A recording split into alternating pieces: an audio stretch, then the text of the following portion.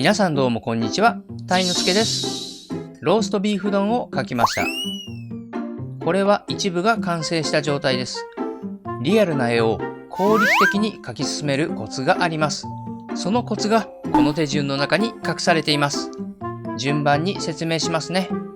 後半には人の思考に関する興味深いお話をします。人は何かを考えるときに映像で考えるか言葉で考えるかというお話です。ぜひ最後までご覧ください。それではスタート。下書きから描いています。ブラシは鉛筆、赤い線で描いています。下書きをする目的は最初に形を正確に取ることです。ここで効率的に描くコツその1、小刻みに描く。ご覧のように細かい線で小刻みに描いています。私はこれをカクカク書きと呼んでいます。慎重すぎて時間がかかるんじゃないと思われるかもしれませんが、実は結構効率的なんですよ。少しずつ書いていくと後戻りが少ないんです。そして最終的には正確な形が取れます。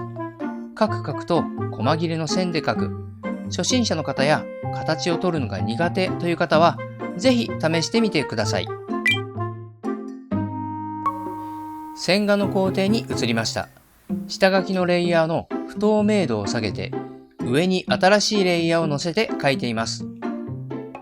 線画を描く目的は絵のガイドラインを作ること。このガイドラインを頼りに最後まで絵を描いていきます。ここで効率的に描くコツその2、じっくりと短い線で描く。私は線画でもあまり長い線を使いません。勢いのあるダイナミックな線は憧れます。でも私の線画の目的は絵のガイドライン。最後には消しちゃいます。だからかっこいい線はいらないんです。ただ下書きをなぞるだけでなく、よく写真を見ながら線を選びます。なので慎重にじっくりと線を描いています。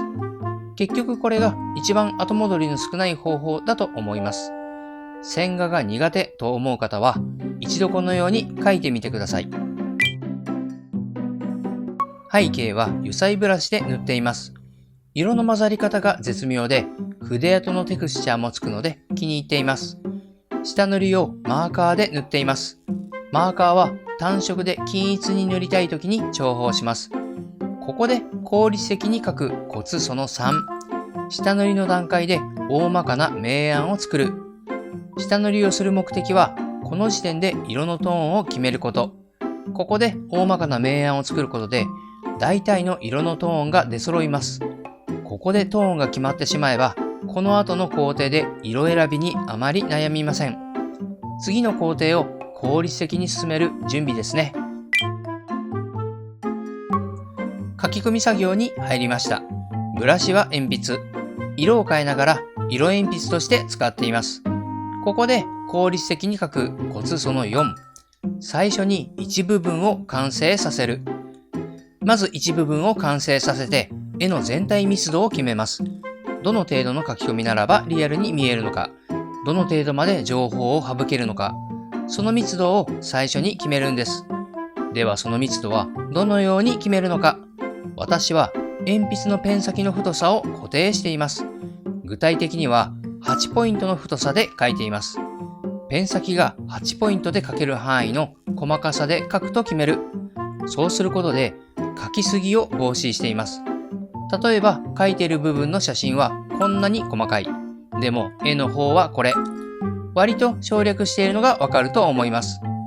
こうして最初に完成させた部分の密度が絵の基準になります。基準を作ることでこの先の作業ボリュームが見えてきます。ここからは冒頭で伝えたお話をします。私がいつも参考にするエッセイが興味深い内容を共有していました。何かを考えるとき、人は2つのタイプに分かれます。映像で考えるタイプと言葉で考えるタイプです。映像で考える人を視覚優位、言葉で考える人を聴覚優位と言います。小説を読むとします。視覚優位の人は場面を映像で思い浮かべようとします。いちいち映像を思い浮かべるので読むスピードは遅くなります。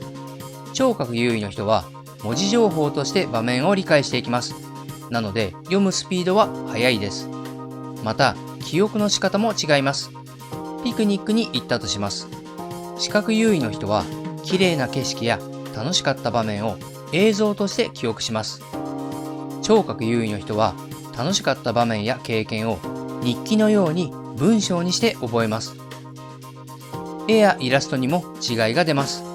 視覚優位者は立体的な絵が得意で、聴覚優位者はアニメのようなイラストの方が好きなのだそうです。必ずどちらかに偏っているということではありません。だいたい皆その中間にいて、わずかにどちらかに寄っている状態です。利き手が右か左のどちらかといった違いですね。私の場合は大概のことを映像で考えるタイプです。まず小説を読むのは苦手。読んだ場面を映像で思い浮かべてしまうので、読むのがとても遅いです。ギターを弾いていた時も指を運ぶ位置を画像として覚えていました。あの形にそれぞれ指を置いていくとあのメロディーが鳴るみたいな感じです。音では覚えられないんです。そもそもリアルな絵を描いている時点で完全に視覚優位ですね。皆さんは自分がどちらだと思いますか？泣いている赤ちゃんを思い浮かべてください。泣いている赤ちゃんですよ。思い浮かべましたか？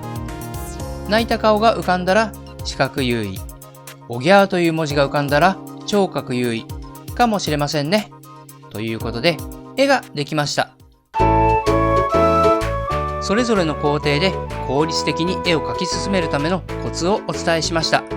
別の意味での効率性としては、それぞれの工程のゴールを明確にするということがあります。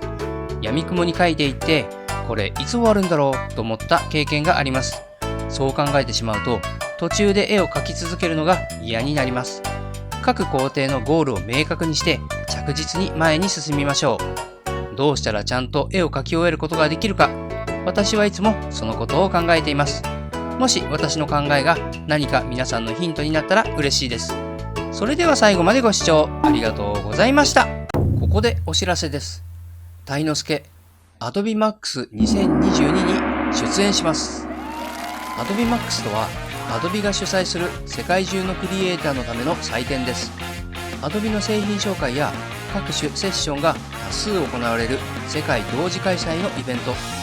そこで私はフレスコのエキスパートとして日本のセッションに登壇します。初心者の方でも分かりやすくて楽しいセッションを準備しようと思いますので、皆さんぜひご参加ください。日本ではオンラインで開催されます。イベントの日時は10月19日と20日。